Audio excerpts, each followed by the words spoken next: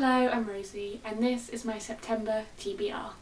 This month we're going to see a return of the TBR jar challenge. If you saw one of my previous videos, you will know that I'd left this box at my parents' house when I moved, so I was unable to do a TBR jar challenge in August. I now have it back, so I'm able to pick my challenge for September. Here we go. Give it a shake.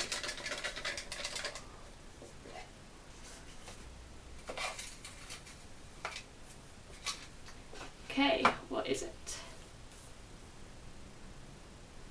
Read a book that someone else picks. And with luck, I actually have a book that fits this category on my TBR jar challenge, on my TBR list, which is a bit bizarre. I quite like this one. It leaves things open and lets me explore new books that I may or may not have read before. So I am either going to choose the book that was left in my room by my parents for me to read, or I'm going to get someone to actually specifically give me a book to read for this challenge, depending on how well I'm doing with reading this month. So there's plenty of options for this and I'm really looking forward to it. So continuing on from that, let's start on the books I have selected for myself to read in September. You will notice that there is a bit of a theme for this month in terms of the fact that every book has red on its cover, which was something that happened completely unconsciously, and when I was picking out these books from the list that I'd made for myself, I was just like, these all have a colour scheme and they all match, and it was quite impressive. So yeah, theme for the month, red. The first book for September is Fatherland by Robert Harris.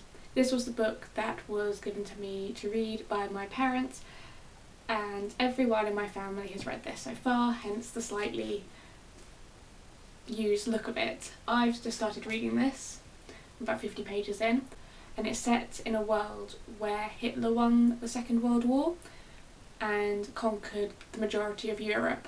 This is essentially a mystery novel where a body of a man turns up and the murder police have to find the murderer.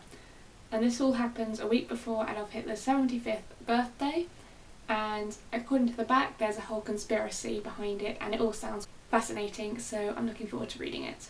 And following on from the really tragic news of last week that Oliver Sacks has died, I'm going to be reading Awakenings by Oliver Sacks.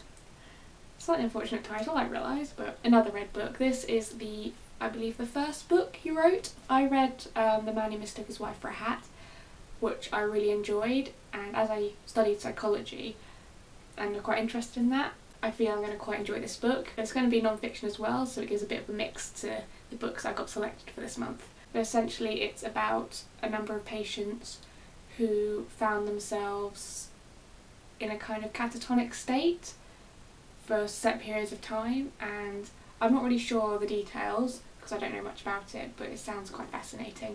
I then have the last library book that I took out in August to read, and that is Red Rising by Pierce Brown. I have heard a lot of good things about this book and I am really looking forward to reading it.